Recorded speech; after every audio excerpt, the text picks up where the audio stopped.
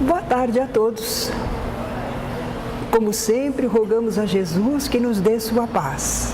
No tema desta tarde, a nossa aula vai falar do ministério do Cristo e da perseguição que ele sofreu. O ministério do Cristo são aqueles anos em que ele trabalhou junto ao povo, fazendo a difusão dos seus ensinos e preparando discípulos para a continuidade, além de socorrer ao povo.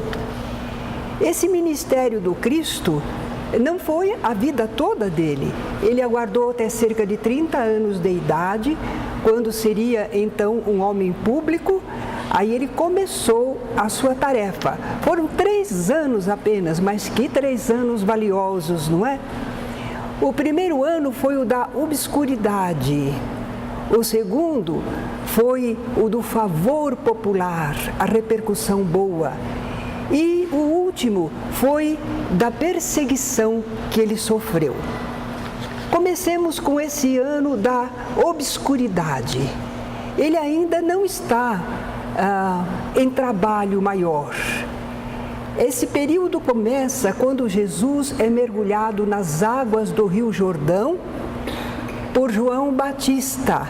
E ali se dá aquela manifestação admirável, não é?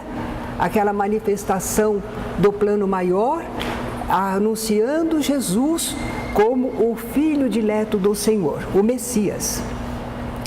Em seguida, vem o episódio da tentação, que vocês não têm aí no livro. Ah, será que eu esqueci? Não, não é bem por isso, não é? É que o livro nem comporta que a gente aborde todos. E esse episódio da tentação é um episódio à parte. Ele é narrado por Lucas, por Marcos, por Mateus, mas João Evangelista não narra, não. João Evangelista, em vida, não se pronunciou sobre essa possível tentação de Jesus. Mas, agora, mediunicamente, ao tempo de Kardec, ele se comunicou e falou a respeito. E Kardec colocou isso no livro A Gênese. Vamos ver o que diz João Evangelista. O espírito do mal nada poderia sobre a essência do bem. Esse demônio que nós sabemos que não é um ser criado à parte, não é um espírito adversário, não saberia com quem estava falando? Desconheceria aquele a quem fazia os seus oferecimentos, suas propostas, suas tentações? Se o conhecia, suas propostas seriam insensatas e diríamos nós inúteis, não é? Imagine tentar o Cristo. Jesus havia dito: quem me convence de pecado? Não é? Mas esse acontecimento está narrado no Evangelho, em 3 evangelistas, menos em João Evangelista. E João Evangelista comenta que não é um fato real. A tentação não aconteceu de verdade. É uma espécie de parábola. Toda parábola é uma história comparativa, contém um ensino moral. O que será que essa parábola iria nos ensinar, não é? Naturalmente que há um propósito nela. Se vocês gostarem do assunto, nesse meu livro Na Luz do Evangelho, falamos sobre as tentações, a de Jesus, de Pedro e as nossas, bem completo.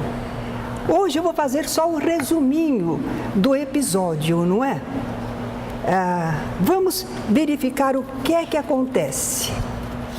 Vocês conhecem o episódio da tentação? Ali nós vamos aprender que o ser humano está sujeito a tentações, mas deve reagir e vencer. Vamos perguntar quando Jesus foi tentado. Quando? Ele tinha estado lá com João, o Batista, sido mergulhado na água, houve aquela manifestação espiritual maravilhosa.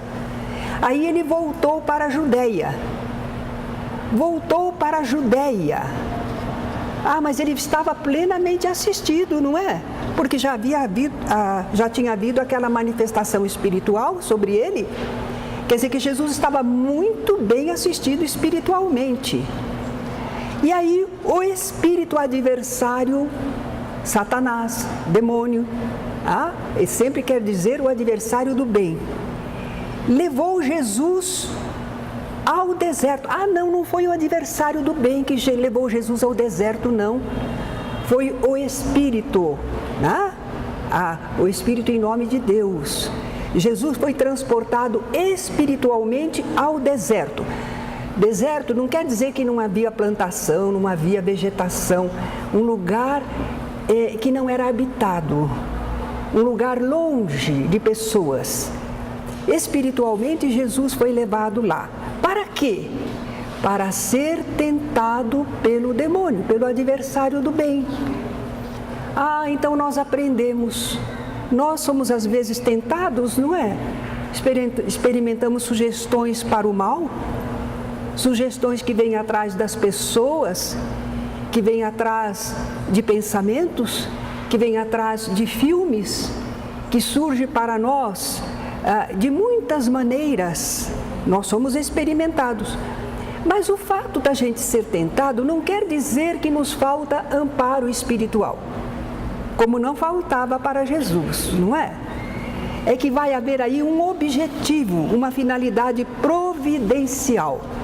No caso de Jesus, nós vamos ver. Quem foi que tentou Jesus? Mateus diz que foi o demônio. Marcos diz que foi Satanás e Lucas diz que foi o diabo. É porque todos eles representam os adversários do bem. É a mesma coisa, o nome varia, mas é a mesma coisa. Esse adversário se opõe ao bem, aquilo que é verdadeiro, que é justo, que é bom. Todo espírito mau, rebelde, agressivo, mentiroso é um adversário do bem. Às vezes nós somos também um demoninho. Nós estamos contra o bem, não é? Mas como quer que seja, esse espírito mau, rebelde, agressivo, mentiroso, ele é assim por enquanto, mas não vai ser assim para sempre. Ele é um ser inteligente, ele é um filho de Deus também. Ele foi criado por Deus para se aperfeiçoar, para progredir. Então ele também vai progredir. Por enquanto ele está assim, né? Onde esse espírito tentou Jesus? Lá naquele lugar ermo, desabitado. Mas não pense em lugar material, não. É na solidão, intimamente, sozinhos, que cada um de nós é experimentado. Os outros às vezes não ficam nem sabendo o que se passa dentro de nós. Eles não estão sabendo que nós estamos recebendo uma sugestão para o mal, que alguma coisa está nos experimentando. Para as outras pessoas nós estamos normais, mas por dentro nós estamos tendo que decidir que lado nós tomamos, não é? Nesse ermo, Jesus teria estado 40 dias e 40 noites sem nada comer e acredito que sem beber também, não é? Se bem que seja mais difícil resistir a um jejum sem beber. 40 dias. Mas a gente vai encontrar muitos simbolismos numéricos no Velho Testamento, não é? Nós vemos lá, se eles falarem 1000 dias, significa um tempo enorme, por séculos e séculos, não é? Mas eles falam também 40 dias que Moisés peregrinou pelo deserto. 3 dias, 3 dias são coisas muito citadas, não é? Então, como é uma parábola, nós sabemos que Jesus não ficou 40 dias e 40 noites sem comer nem beber. Não, é uma parábola.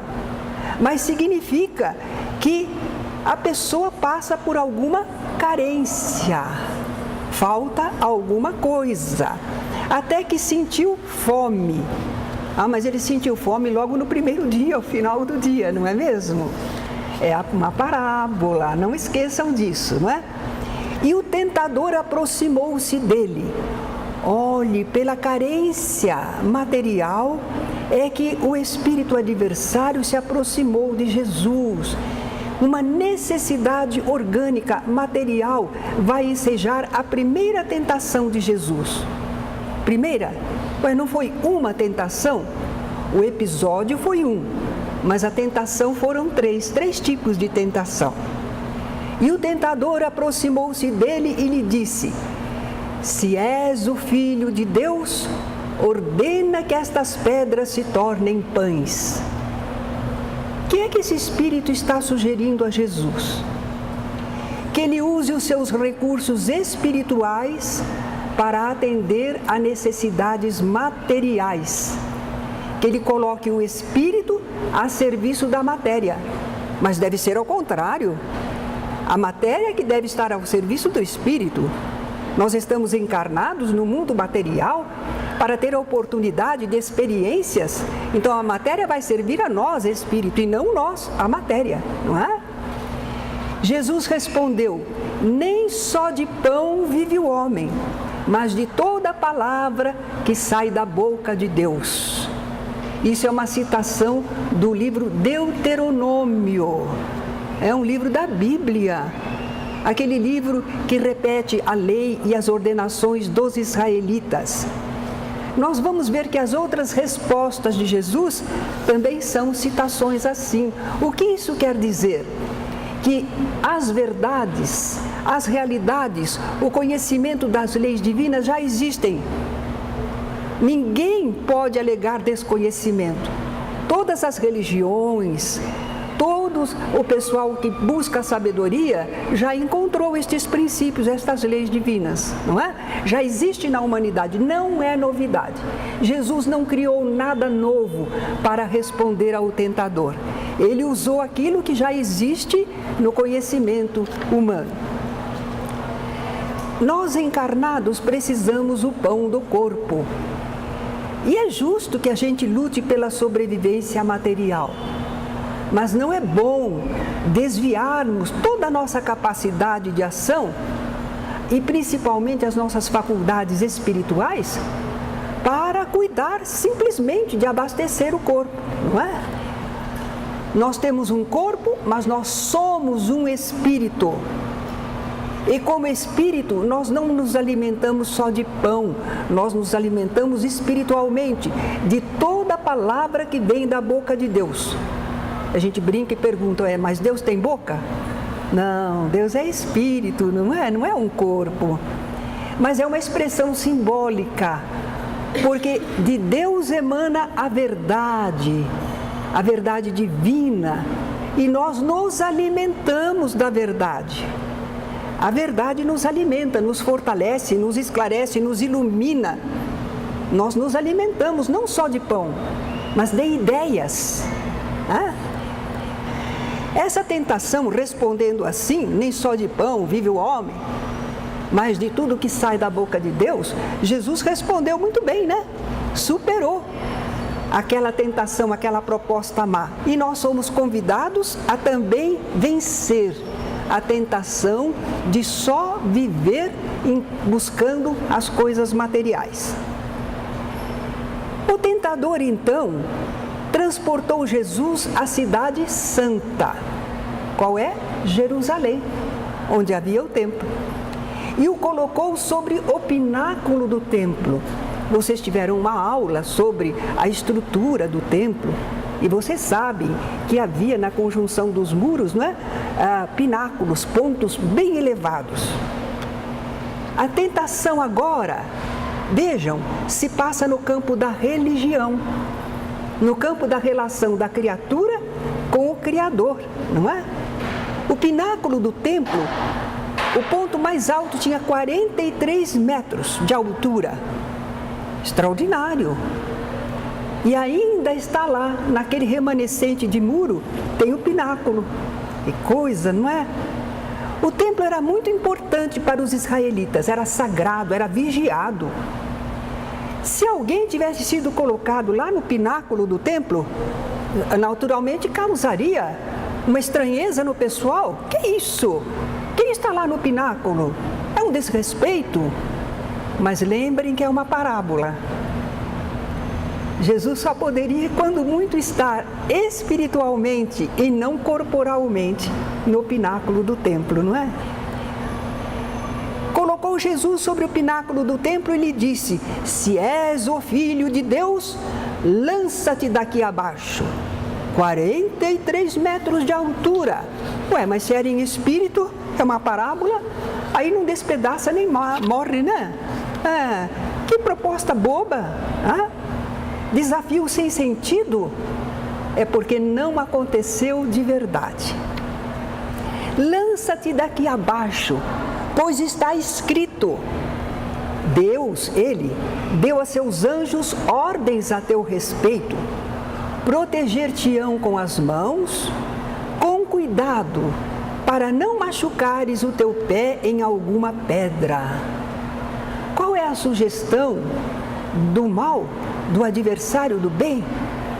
Julgar-se importante, o centro de tudo, merecendo um tratamento especial, privilegiado, a ponto de se jogar de uma altura e não se machucar. A pessoa fazer o que quer, como e quando quer. E Deus está lá para servi-lo, para atender tudo o que ele precisa. Que tentação é essa? É a do orgulho. A outra, a primeira, foi do materialismo, da necessidade material. Essa agora é do orgulho. O culto do próprio eu, acima do Criador. Que respondeu Jesus? Não tentarás o Senhor teu Deus. Como dissemos, é uma citação do Deuteronômio. Deus cuida de nós. Deus nos criou, Ele nos ama. Ele prevê e provê tudo de que precisamos e que sozinhos não podemos conseguir. O restante decorre da nossa atividade, não é? Mas Deus faz isso através de leis gerais, leis equânimes, iguais para todos. Deus não faz uma lei especial para alguém. As leis dele são equânimes, perfeitas, justas, não é? A nós cumpre atender ao programa divino, agir de acordo com a lei divina, sem forçar situações, sem pretender um tratamento especial. Nós não somos mais que os outros filhos de Deus. Mas eu já sirvo na seara, eu sou um trabalhador da seara do Senhor. Tudo bem, é uma função meritória, está lhe trazendo progresso, merecimento, mas isso não quer dizer que as leis divinas vão mudar para atender só a você. Então, não espere, porque você é um servidor da seara, que as leis divinas vão mudar. Eu me recordo de uma companheira nossa que ficava muito brava quando lhe acontecia alguma coisa. Porque ela dizia: onde estavam os meus amigos espirituais que não me avisaram? Como é que eles não impediram que isso acontecesse? Ela estava esperando leis particulares para ela, não é? Não, nós estamos sujeitos às mesmas leis de todas as criaturas. Mas podemos confiar na misericórdia divina.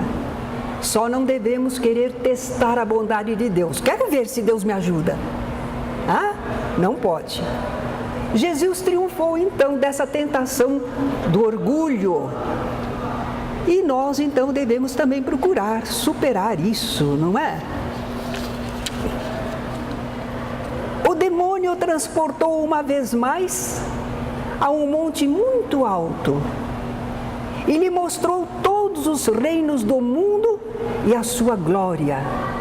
Será que existe um monte assim tão alto, de cima do qual a gente olharia o mundo inteiro, todos os reinos do mundo? Naquela altura começa a névoa, a distância, não enxergamos, e além disso a Terra é redonda. A gente não enxerga lá embaixo da Terra, não é verdade? Então, é uma parábola, não é ao pé da letra, não é? É um simbolismo. Nós vemos então que aquele tentador mostrou todos os reinos do mundo e a sua glória e disse: dar-te-ei tudo isto Ai, que demônio bonzinho, né? Vai dar tudo para Jesus, não é? Se e uma condição. Aí eu lembro aqueles contratos que está tudo escrito lá, mas de repente tem uma cláusula miudinha e você nem lê. E é lá que está o problema, não é? Dar-te-ei tudo isto se, prostrando-te diante de mim, me adorares. A pessoa no mundo, muitas vezes é levada a perceber que pode conquistar muita coisa. A pessoa é inteligente, é hábil, é astuciosa, sabe envolver as pessoas com a palavra, sabe como negociar, conhece pessoas, é bem relacionado. E aí a pessoa começa a dizer assim, opa, o mundo está aberto para mim, eu vou conquistar o mundo. Ele pensa que ele vai dominar todas as coisas e seres, vai exercer poder sobre elas. Mas para isso, ela vai ter de vender a alma ao diabo. Vai ter que adorar o que é inferior, a inferioridade. Não vai poder pensar nos outros, vai ser contrário ao bem, vai ser explorador, arbitrário, só pensar no seu próprio interesse. Que tentação é essa? É o egoísmo, que leva a pessoa a ser também ambiciosa. Para mim. Mas é o egoísmo.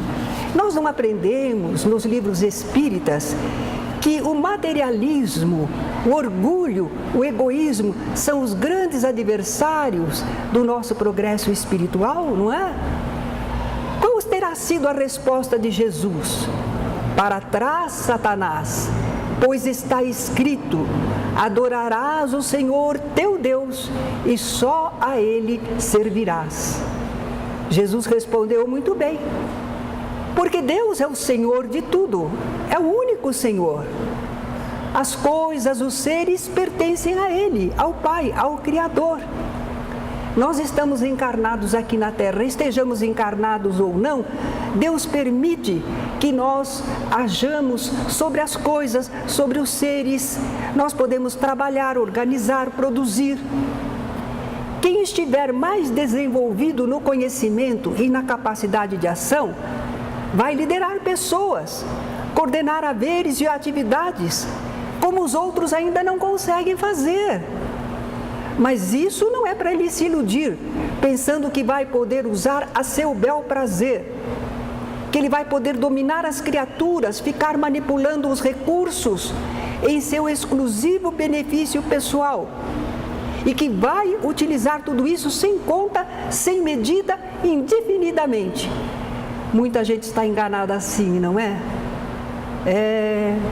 Muitos industriais, muitos homens de imprensa, muitos políticos, muitos religiosos estão pensando que estão dominando o mundo, que o mundo está ao dispor deles. Eu faço e aconteço.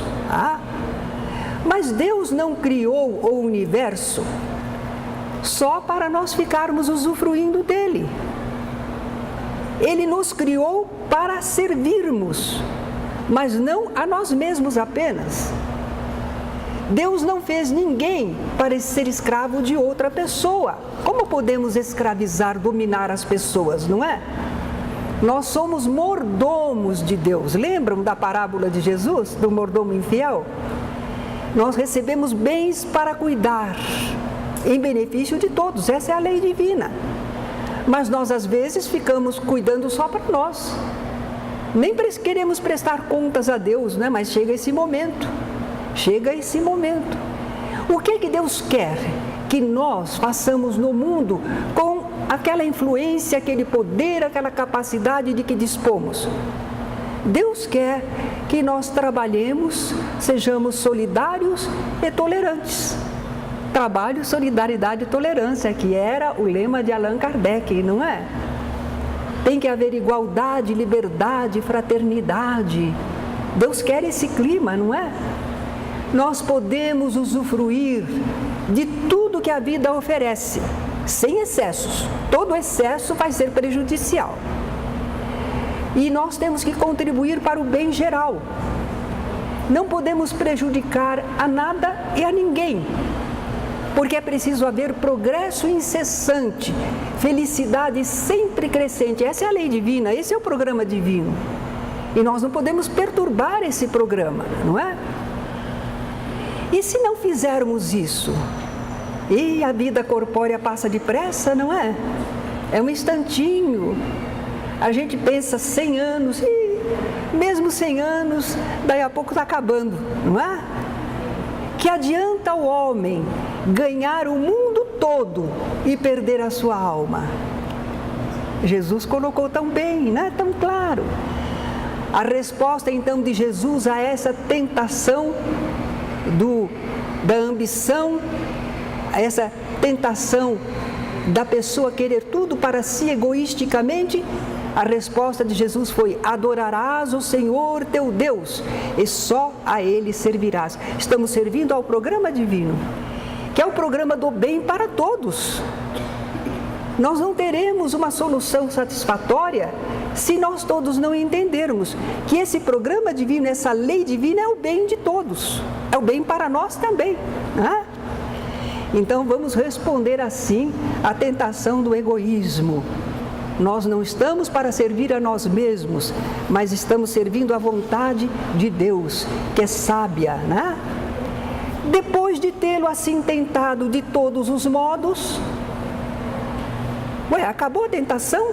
Todos os modos de tentação estavam ali? Estavam.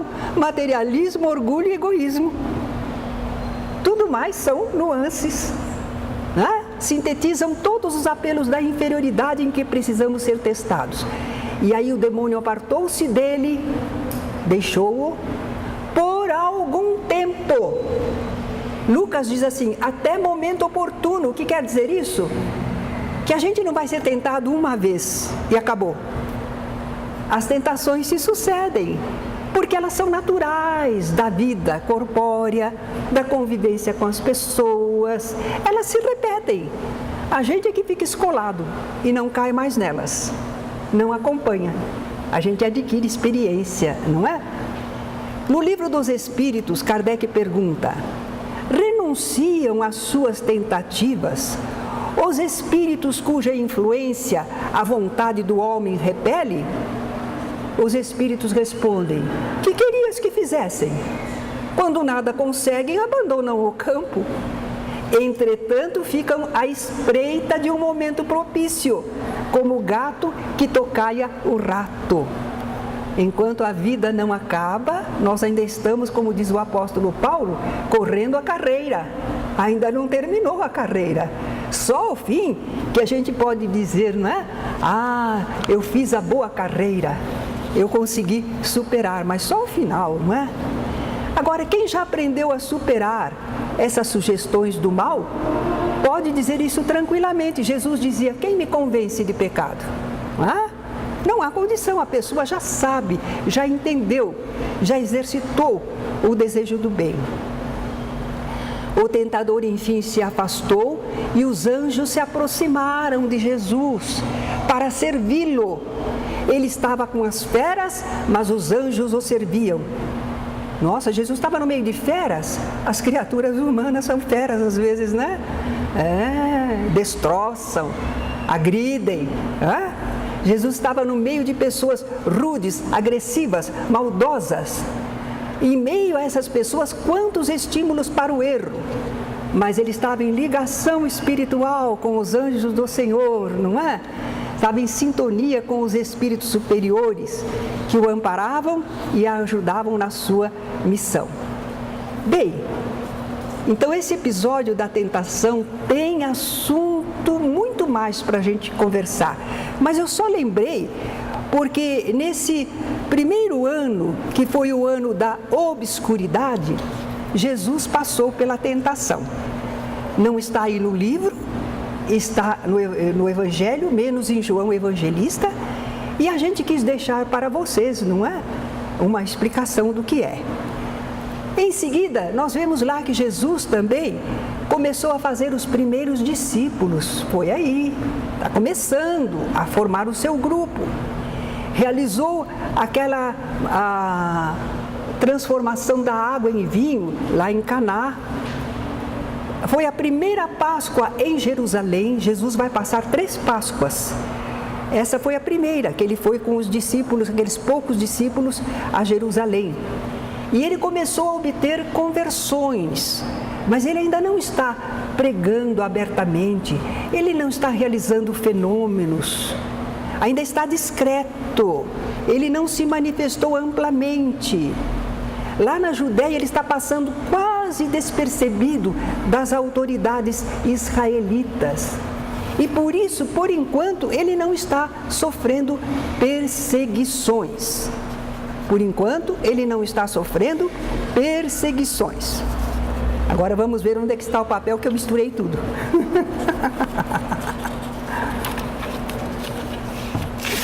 Pronto, achei. Agora vai começar o ano do favor popular. A rigor começou desde a rejeição lá em Nazaré, da Galileia. Não foi a primeira vez que ele foi a Nazaré. Na primeira vez, ele transformou água em vinho. Na segunda vez, ele foi e se apresentou na sinagoga dizendo que ele era o Messias prometido, não é? Lendo lá uma das profecias. E ele foi rejeitado pelo pessoal. O pessoal não aceitou como tal. Vocês já estão sabendo, nós tivemos sobre a viagem de Jesus, então vocês já sabem. Vai depois essa mudança, quando Jesus deixa Nazaré da Galileia e passa a morar em Cafarnaum, junto a Pedro, né, que morava lá. E começa então Jesus a ampliar o seu grupo de discípulos, muitos seguidores, e ele escolhe 12 para seus apóstolos, aqueles que ele iria enviar em trabalho. Muita gente pensa que os apóstolos já vieram do alto, preparadinhos para serem os apóstolos de Jesus. Não é bem assim. Daquele grupo grande de pessoas, Jesus, observando, verificava os que eram perseverantes, devotados, interessados, que buscavam aprender, conhecer e que estavam em condições, portanto, de começar o trabalho. Aqui na nossa casa, quantas pessoas chegam através dos cursos, por exemplo? Iniciação, 2º ano, 3º.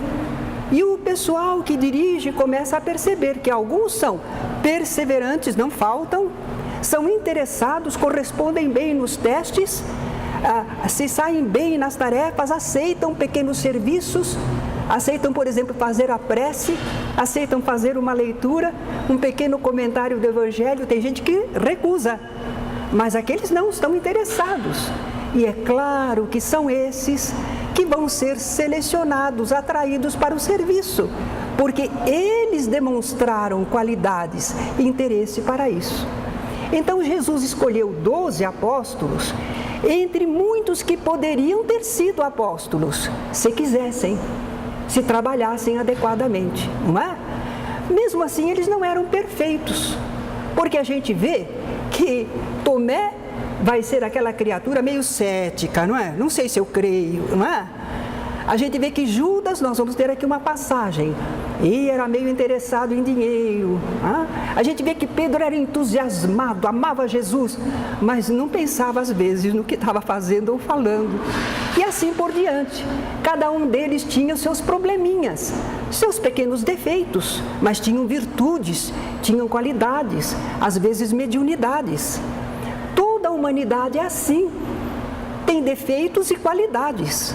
Todos nós podemos servir na seara, mas vai depender de como fazemos, como vivemos, como nos interessamos para sermos realmente, termos o caminho aberto na seara do Senhor, não é? Então Jesus escolheu 12 e nomeou esses 12 apóstolos. Aí ele também começou a produzir fenômenos por toda a Galileia. Foi lá, primeiramente, que ele começou os seus fenômenos, curando enfermos, fazendo afastamento de espíritos obsessores e pregando a sua doutrina amplamente. Ele fez o Sermão do Monte, foi por aí, nessa época. Ele fez muitas viagens na Galileia toda e repercutiu muito bem o seu trabalho e culminou com aquela multiplicação de pães e peixes em que ele atendeu cerca de 5.000 pessoas. Nós lemos lá no Evangelho que quando ele começou essa tarefa, quando ele foi para a Galileia, ele estava no poder do Espírito. Ué, como no poder do Espírito? Ele era um Espírito sublime, um Espírito puro, um Espírito de grande conhecimento. Mas ele não trabalhava sozinho. Depois daquela experiência da manifestação espiritual, era o sinal de que agora a equipe espiritual estava ao lado dele. E Jesus passou a trabalhar no poder do Espírito, acompanhado, por essa equipe espiritual. Vamos ver então, depois desse último acontecimento, nós vamos começar a perceber que quando Jesus começou a produzir aqueles fenômenos, até aí ele estava meio escondidinho, agora não. Toda a terra ressoava com os seus louvores, o pessoal todo, o povo todo falava sobre Jesus. Era lá na Galileia, mas acabou repercutindo lá na Judéia, acabou repercutindo lá no centro do poder, e o pessoal não gostou. Porque enquanto Jesus era apenas um pequeno rabi com alguns discípulos, tudo bem, mas agora ele arrasta multidões. Então eles pensam que está talvez periclitando o poder para eles. Então, os chefes dos judeus, invejosos da sua popularidade, enviaram espiões à Galileia para espreitarem Jesus, porque eles queriam achar um motivo para o prender. E é a partir daí que vão começar a ser apontadas objeções e acusações. Daqui a pouco nós vamos conhecê-las. De modo geral, a hostilidade era sempre porque as criaturas não compreendiam os atos e as afirmativas de Jesus. Não aceitavam a ele como um Messias, um mestre que veio à terra. Os irmãos de Jesus, por exemplo, não acreditavam nele. Eles ainda não tinham ouvido Jesus pregar, não tinham visto Jesus realizar fenômenos, não é? Então eles não entendiam aquela atividade. Os discípulos de João Batista tinham sido muito importantes. Era um pequeno grupo e com repercussão. O povo ia lá para ouvir João Batista e os discípulos dele, naturalmente, eram importantes. Mas João Batista foi preso. E agora está surgindo Jesus com discípulos. E os discípulos de João Batista perguntam: por que jejuamos nós e os fariseus e os teus discípulos não jejuam? Eles estranhavam a conduta de Jesus, o modo de trabalhar. Mas Jesus explicou que era ainda a hora das bodas. Lembram da parábola do festim de bodas? Jesus é o noivo, é o pensamento divino que veio à terra para casar com a humanidade, ligar-se ao pensamento da humanidade. E ali estava Jesus, o noivo. É hora de festa, é hora de união, não é hora de ficar triste. Por que eles vão jejuar? Jejuar, ficar compungido, não é hora. Eles estão alegres, felizes, estão junto ao noivo, é o que Jesus explica. E também, como Jesus trazia mensagem um tanto diferente, parecia para eles até que era uma revogação da lei de Moisés, Jesus explica que não se põe remendo de pano novo em vestido velho. O vestido velho era o que eles conheciam, aquelas estruturas, aquele modo de entender, de praticar, que ele era velho. E Jesus vinha com uma doutrina renovada, que aproveitava as bases, mas modificava muita coisa. Ouvistes que foi dito, eu porém vos digo, não é? Então era um remendo de pano novo. Ia pôr um remendo de pano novo no tecido velho? Não dá certo? A gente sabe que se pegar uma veste velha e pôr um remendo novo, quando usar ou quando lavar, lá vai. O velho se despedaça e fica só o pedacinho novo, não é? não resiste. Mas os escribas e os fariseus, aqueles doutores da lei, os homens entendidos, são eles que fazem mais acusações a Jesus. Porque eles até ali eram os instrutores do povo. Mas agora o povo está confiando em Jesus, não é? A religião hebraica, eles eram donos dela. Mas agora eles estão vendo que o povo está em volta de Jesus. Esses escribas e fariseus encontram aliados nos sacerdotes do templo, porque os sacerdotes do templo também tinham o poder. E agora aquela pregação e atividade de Jesus desviava as pessoas do poder deles, não é? Vamos ver as acusações que eles faziam, porque a gente vê que Jesus foi perseguido, tudo, mas a gente não sabe por quê. O que é que eles alegavam? No entendimento deles, Jesus violava o sábado. Por quê? Porque ele curava também no sábado. E eles achavam que curar era trabalho. Jesus permitia que os seus discípulos trabalhassem no sábado, porque certa vez eles estavam com fome, estavam em trabalho e colheram espigas. Colher espiga é trabalho. Então criticaram também, não é? O rabi, o mestre, respondia pelos seus discípulos.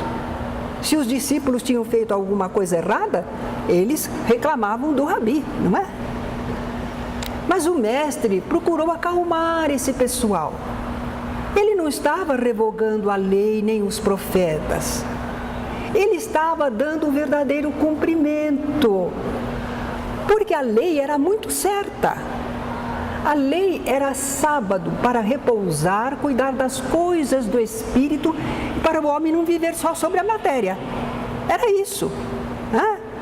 O sábado de Jesus foi feito por causa do homem, e não o homem por causa do sábado.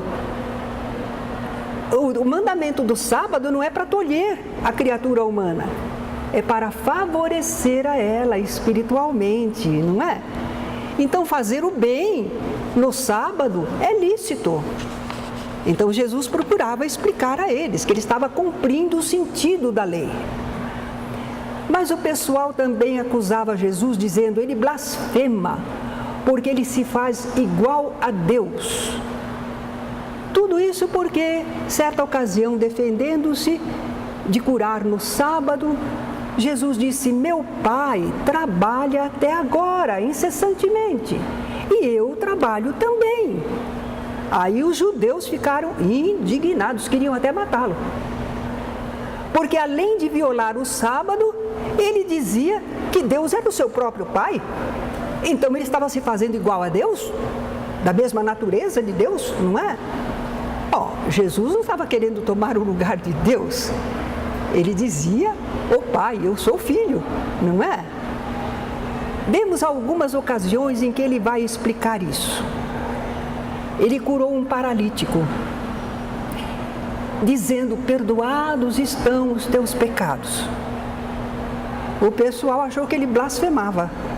Só Deus poderia perdoar pecados. E aí Jesus diz assim: o que é mais fácil? Dizer: perdoados estão os teus pecados? Ou dizer: levanta-te e anda? Claro que o mais difícil é dizer levanta-te e anda, porque tem que fazer o paralítico andar. E aí Jesus fez, para demonstrar, não é? Que havia condições dele saber que aquele homem já estava liberado. Ele tinha condições espirituais. Numa outra passagem no templo, Jesus disse: por que vocês querem me apedrejar? Eu fiz tantas boas obras, por qual delas vocês querem me apedrejar? E eles responderam: não é por obra boa que te apedrejamos, é por causa da blasfêmia, pois sendo tu homem, te fazes Deus a ti mesmo. Mas Jesus tinha resposta, né? Jesus conhecia as Escrituras e tinha uma inteligência superior. E ele não quer maltratar aquelas pessoas, ele quer esclarecer o entendimento delas.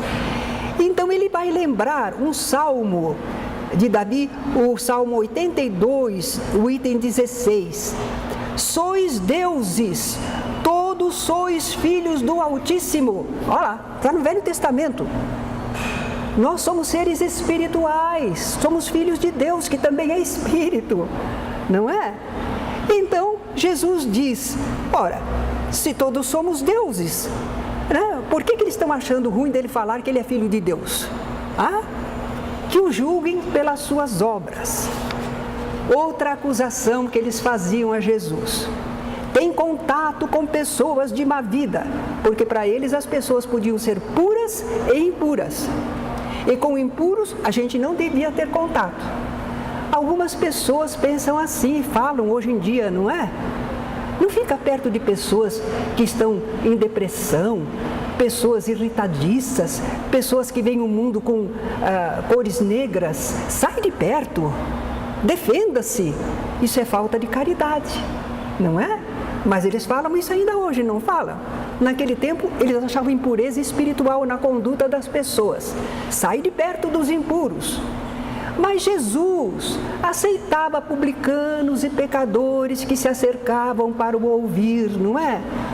E os publicanos, os fariseus e os escribas murmuravam: este recebe pecadores e come com eles. Quer dizer, aceitava até para refeição. Aí Jesus explicou que ele tinha vindo para salvar o que estava perdido. Ele veio recuperar os enfermos. Os sãos não precisam de médico. Ele veio para os enfermos da alma. Então ele tinha que estar junto aos necessitados, aos carentes. Outra objeção que eles faziam, e essa você já conhece, já comentamos em aula anterior: é por estar a serviço do príncipe dos demônios que ele expele os demônios. Vocês já sabem a resposta, não é, de Jesus? Se Satanás está combatendo a si mesmo, seu reino está dividido e não vai sobreviver, não é? Mais uma acusação: ele transgride as tradições, ou ele mesmo, ou pelos seus discípulos, porque não se lavavam antes de comer. Realmente eles tinham esses preceitos, né? Quando vêm da rua, tinham que lavar as mãos, os pés, não é? Limpar os cabelos também, para estar em condições. É regra de higiene, não é? Muito boa, muito necessária. Agora, por exemplo, com essa gripe que andou por aí, todo mundo usava até álcool especial e mais não sei o quê, não é? Mas Jesus vai responder: eles não se lavaram antes de comer? Mas eles é que estão transgredindo, eles, os adversários, estão transgredindo os verdadeiros mandamentos de Deus, porque eles estabelecem tradições que não estavam na lei. No decálogo estava escrito: honrar pai e mãe. É para honrar pai e mãe, é mandamento do decálogo. Mas eles tinham estabelecido pela tradição que se um filho dissesse ao pai e à mãe: aquilo que eu poderia beneficiar a vocês, eu vou oferecer para o templo, é corbã, oferta ao Senhor. E aí ele ficava dispensado de cuidar de pai e mãe. Estava transgredindo a lei. E isso era esse pessoal que estava acusando Jesus e os apóstolos de não lavarem as mãos. Mas eles faziam transgressão da lei divina verdadeira, não é? E também, como Jesus, numa outra oportunidade, não se lavara antes de comer.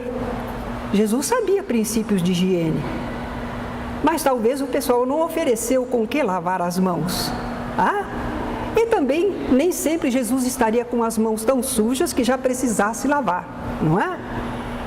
Mas comentaram que Jesus estava transgredindo as tradições, não lavando as mãos, os pés antes de se alimentar.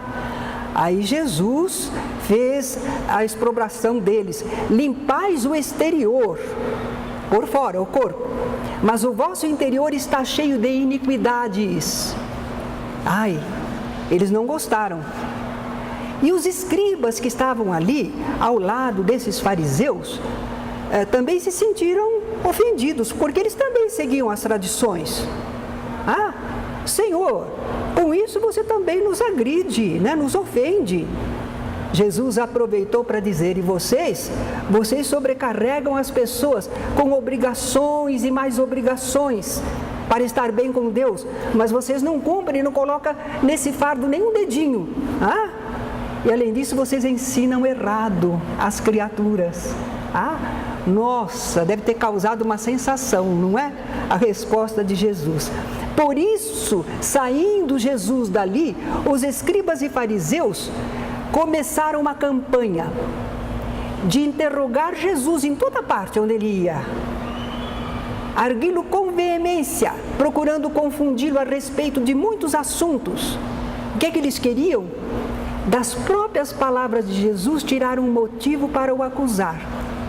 Queriam apanhá-lo falando contra a lei e os profetas, ou contra o governo romano. Mas Jesus se esquivava habilmente.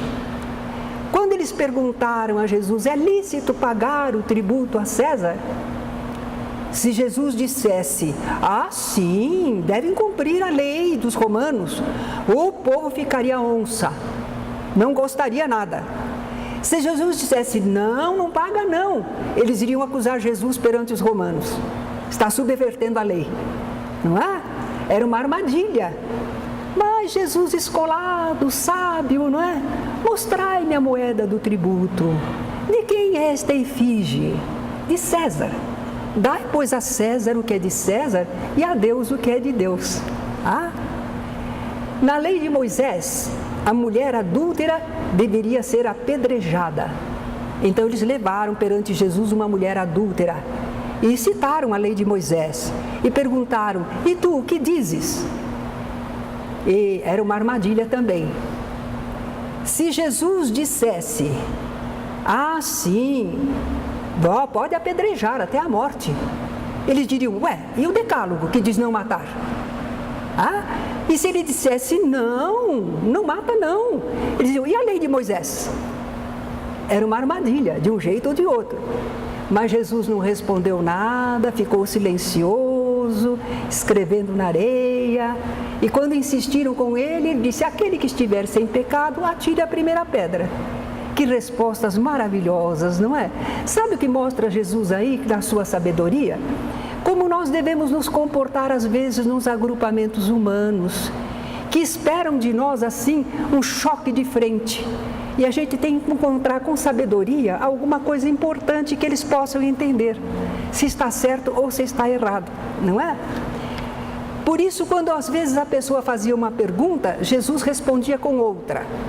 É lícito ao marido repudiar sua mulher? Jesus perguntava, o que vos ordenou Moisés? Eles sabiam, por que estavam perguntando para Jesus? Não é? E aí Jesus faz mais esclarecimentos. Mestre, pergunta um fariseu, o que farei para herdar a vida eterna? Jesus pergunta para ele, imagina, era um doutor da lei, entendido. Como está escrito na lei? Como a lês tu? Quer dizer, como é que você entende a lei? Né? E quando ele dá a resposta, amar a Deus e ao próximo, Jesus disse, não estás longe do reino de Deus. Mas o homem ainda perguntou, e quem é meu próximo? Como se não soubesse, não é? Então Jesus conta a parábola do bom samaritano e ao final pergunta, quem te parece que foi o próximo do homem assaltado? Claro que o fariseu respondeu, aquele que usou de compaixão para com ele, então vai e faz o mesmo. Repararam como Jesus puxou a resposta, mas precisa sabedoria para isso, não é? Precisa conhecer a alma humana, precisa saber os meandros psicológicos, não é? E conhecimento das leis que as pessoas conhecem.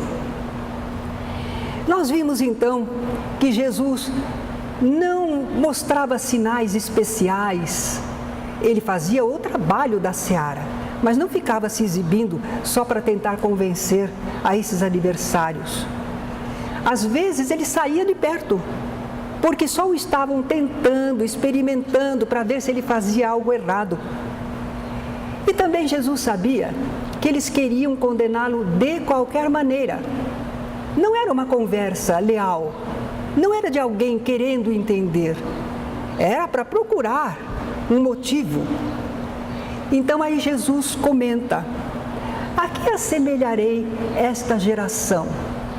São como os meninos na praça, que dizem aos companheirinhos, nós tocamos flauta e vocês não dançaram, nós entoamos lamentações e vocês não prantearam.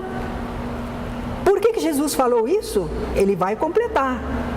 Porque veio João, o Batista, que não comia nem bebia, verdade? João Batista vivia de mel silvestre e gafanhotos. Ele não participava de jantares, de almoços, de alimentação especial, não é? Veio João que não comia nem bebia e dizem, tem demônio. Falavam de João Batista. Veio Jesus, o Filho do Homem, comendo e bebendo, e dizem, eis aí um glutão e bebedor de vinho, amigo de publicanos e pecadores. Quer dizer, não servia de um jeito nem de outro. Jesus argumentava muito bem, não é?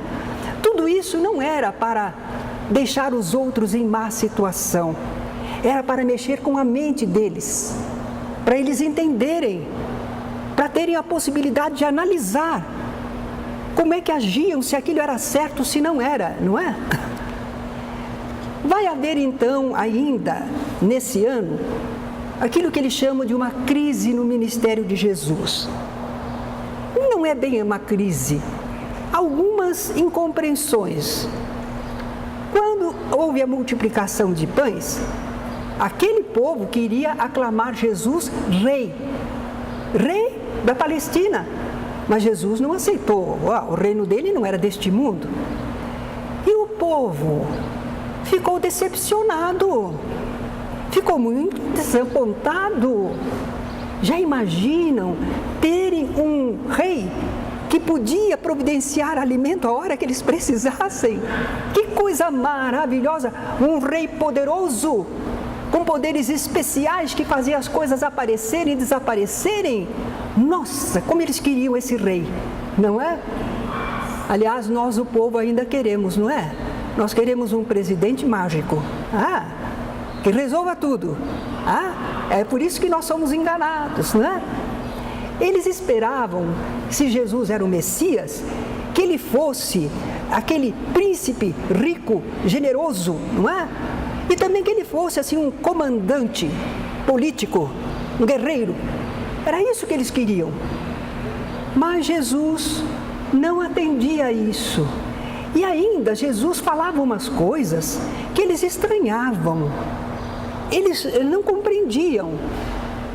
Quando Jesus vai falar para eles não procurarem a comida material, mas trabalharem pela comida espiritual, e ele se apresenta como pão que desceu do céu, e fala que quem comer a carne dele viverá para sempre, e o pessoal não entendeu nada, não é? E aí houve alguns que começaram a se afastar, por isso que eles chamam da crise no ministério de Jesus. Alguns disseram, duro é este discurso, quem é que o pode ouvir, não é? E Jesus perguntou aos outros companheiros que ficaram, quereis vós também retirar-vos? E Pedro disse, Senhor, tu tens palavras de vida eterna, para onde havemos de ir? Não é? Souberam escolher, perseveraram com Jesus, e aí eles tiveram mais oportunidades de ver fenômenos, ouvir ensinos, eles se afervoraram na fé. Enquanto isso, a oposição dos chefes de Jerusalém continuava, ia ficando mais acirrada. Aí começaram a surgir as tentativas de prender Jesus e os planos de lhe tirarem a vida, fazendo prever que infelizmente o conseguiriam num futuro não distante. E nós vamos ver algumas passagens. Jesus, escondido, subiu à festa dos tabernáculos. Não, ele não foi ostensivamente, porque até o povo não falava de Jesus abertamente por medo dos judeus. Retirando-se, porém, os fariseus conspiravam contra ele, em como lhe tirariam a vida. E Jesus cautelosamente procurou evitar a animosidade. Não ficou espicaçando os adversários, não, ele se ocultava. Porque ainda tinha muito a fazer, a tarefa não estava terminada. Ele tinha várias coisas a realizar antes de se deixar prender. Então Jesus advertia severamente aos espíritos impuros, quando ele os afastava, que não o expusessem à publicidade. E ele dizia também a alguém que ele curava, não conte a ninguém. Mas o pessoal não parava, né?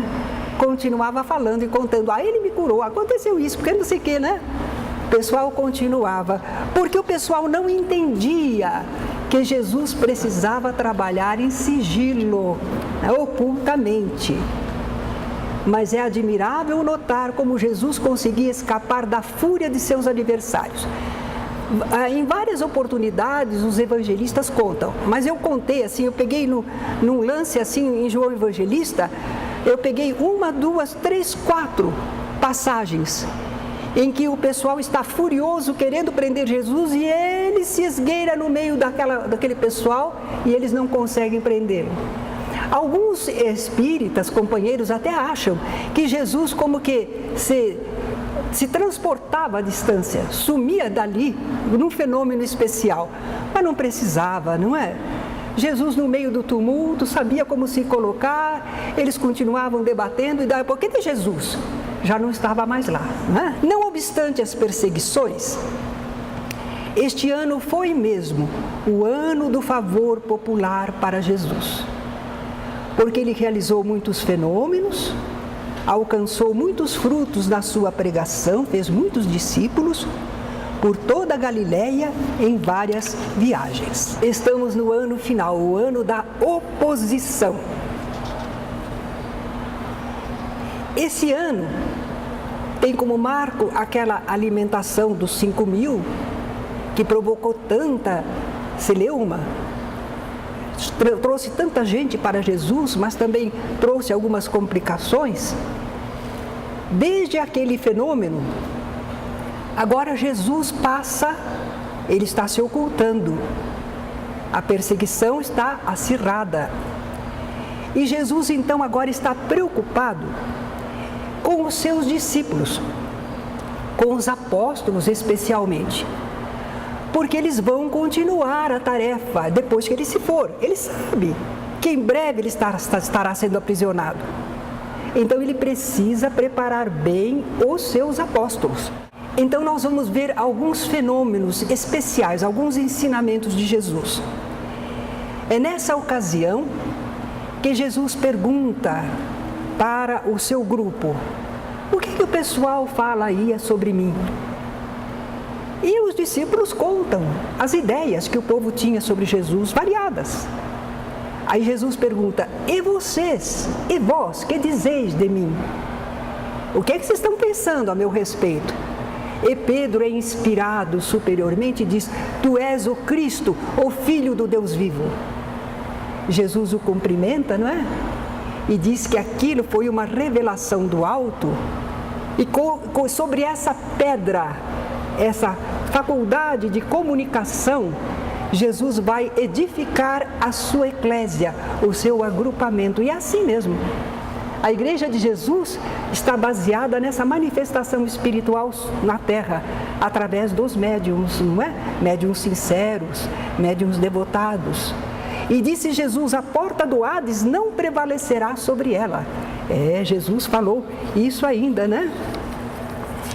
E Jesus, depois desse pequeno episódio, ele conversa com os apóstolos e adverte para não contarem nada daquilo a ninguém. E começa a dizer que vai ser necessário ele seguir para Jerusalém, que ele vai sofrer muita coisa dos anciãos, dos principais dos sacerdotes, dos escribas, que ele vai ser morto e ressurgirá no terceiro dia.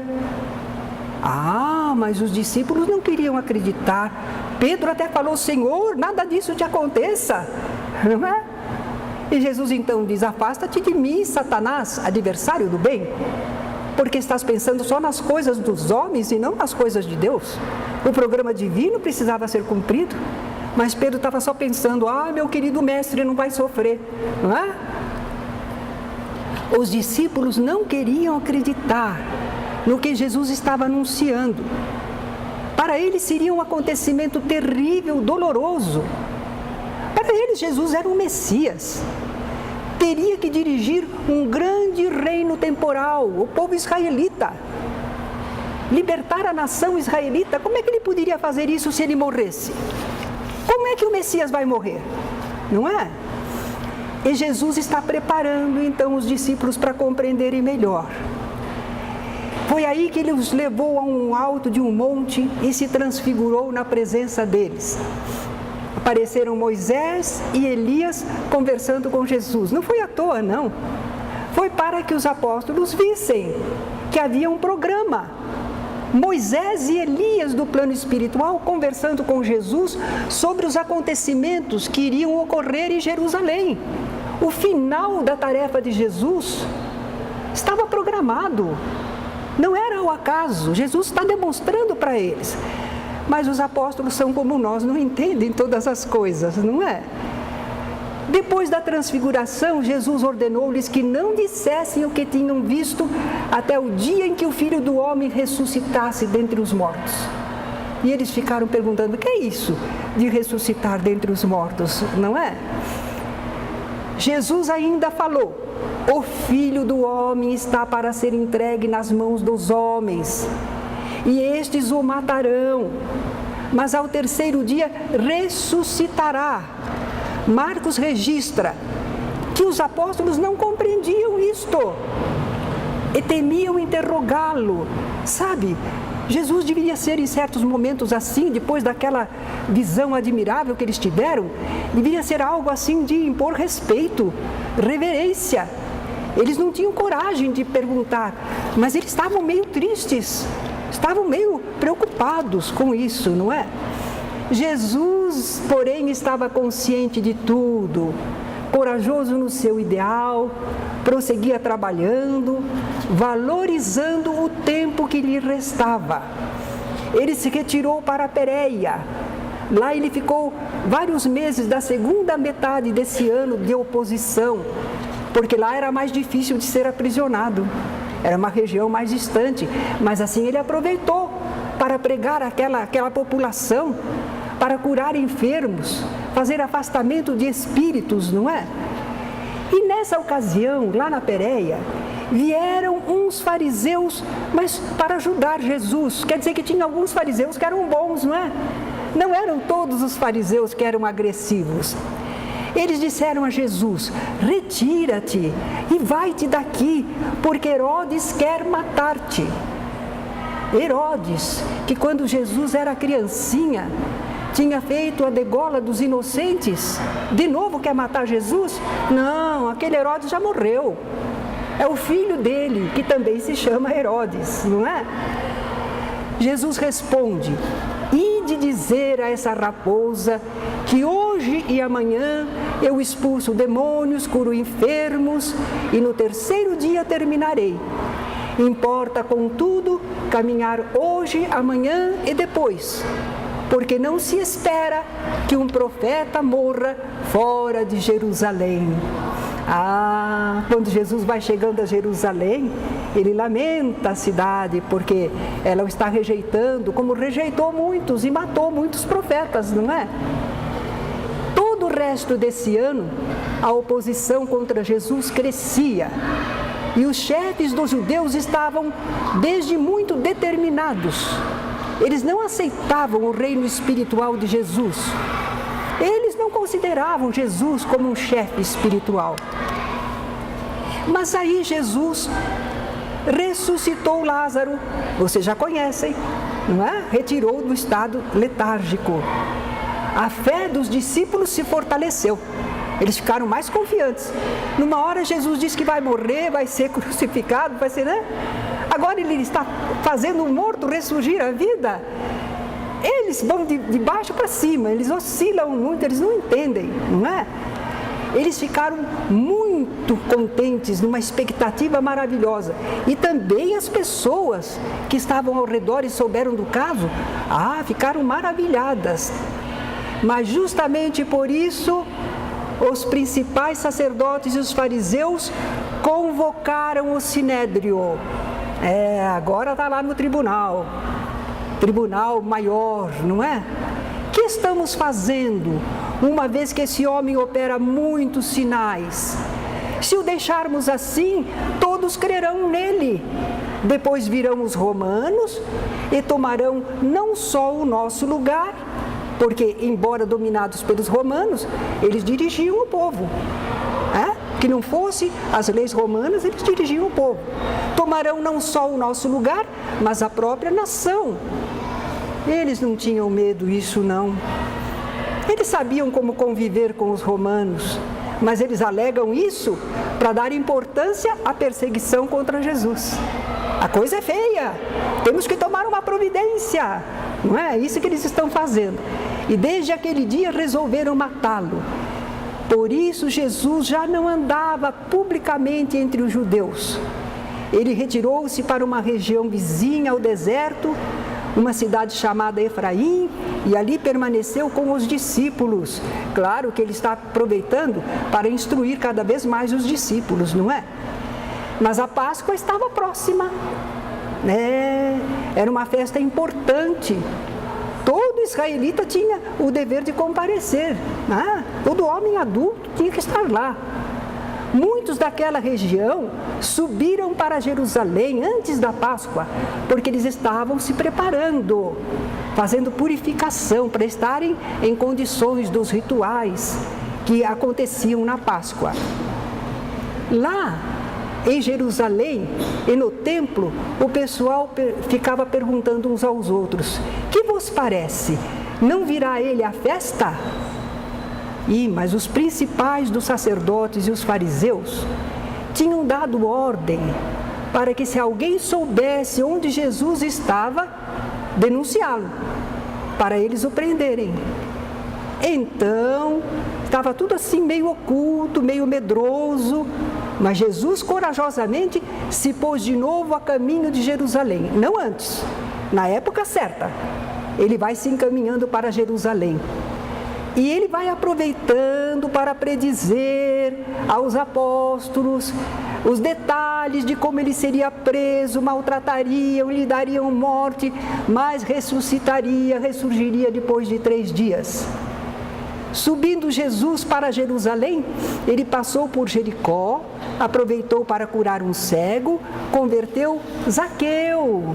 Olha, quase no finalzinho da etapa dele, ele converteu Zaqueu, não é? E 6 dias antes da Páscoa, ele chegou a Betânia, onde moravam Lázaro e suas irmãs.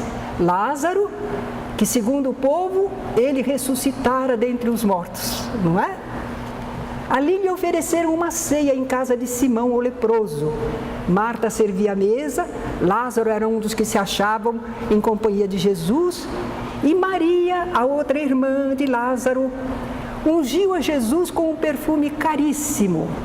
Chegou com aquele perfume caríssimo e abriu o vidro e derramou sobre a cabeça de Jesus, não é? Não confundir com aquela mulher na casa de um outro fariseu, não é? Uma pecadora, não, essa é outra, é Maria, irmã de Lázaro, não é? Judas criticou Maria, dizendo: com esse dinheiro se poderia ajudar aos pobres. Judas tomava conta da bolsa, porque eles tinham uma bolsa para socorrer aos pobres, não é? Mas João Evangelista põe uma observação, só João Evangelista que põe essa observação. Isto disse ele, não porque tivesse cuidado dos pobres, mas porque era ladrão e, tendo a bolsa, tirava o que nela se lançava. A acusação de João Evangelista é que Judas não era correto, não é? Tentação do dinheiro, não é? Ele não era correto. Mas Jesus está à parte disso. Isso aí é uma observação que João Evangelista faz no seu Evangelho. No episódio, quando Judas criticou, Jesus disse: deixai-a, por que a molestais? Ela praticou uma boa ação para comigo, porque os pobres sempre os tereis convosco, e quando quiserdes, podeis fazer-lhes bem, mas a mim nem sempre me tereis. Ele estava de partida, não é? Ela fez o que pôde, antecipou-se a ungir-me para a sepultura. Era costume dos israelitas, quando morria alguém, eles embalsamarem o corpo com perfumes, com ungüentos especiais, não é? Então Jesus está dizendo, ó, ele já vai para a sepultura, então ela já o ungiu, não é? Em verdade, eles não entendem assim, mas Jesus está falando. Em verdade vos digo, onde for pregado em todo o mundo o Evangelho, será também contado o que ela fez para a memória sua. E de fato, isso ficou no Evangelho, que Maria ungiu Jesus, não é? O fato foi relembrado, é relembrado até hoje, ninguém esqueceu. Quando souberam que Jesus estava em Betânia, uma grande multidão de judeus foi até lá. Por causa de Jesus, porque ele atraía multidões mesmo. Mas também porque eles queriam ver Lázaro, o homem que voltara da morte. Estava todo mundo curioso. Por isso, os chefes dos sacerdotes pensavam em matar também a Lázaro, porque muitos, por causa dele, afastavam-se dos judeus e acreditavam em Jesus. Às vezes, quem trabalha na seara do bem e procura fazer aquilo que sabe, aquilo que pode em favor das pessoas, recebe críticas, acusações, agressões. Faz parte, não é? Não se pode esperar que não haja reação. Veja que Lázaro foi ressuscitado por Jesus, tirado de situação de letargia, voltou à vida. E só por causa disso, porque ele era uma testemunha do poder de Jesus, o que Jesus fazia, ele já estava sendo mirado também pelos adversários. Então, muitas vezes, nós estamos trabalhando para o bem, pequeninos trabalhadores do bem, mas nós vamos encontrar adversários também. Os adversários de Jesus, da sua grande mensagem redentora da humanidade, também vão ser nossos adversários. Aí tem gente que fica com medo, diz, então eu não vou ser trabalhador. Você vai perder a oportunidade? Aí a proteção divina. Nada nos acontece que não esteja dentro das leis divinas. Nós temos a proteção necessária para podermos servir, não é? Lázaro continuou vivendo. Havia tentativas, ideia de matá-lo também, mas não mataram não é? Vem a seguir a semana da morte de Jesus e seu ressurgimento espiritual. É a fase final do ministério de Jesus, mas vai ser estudado nos capítulos seguintes.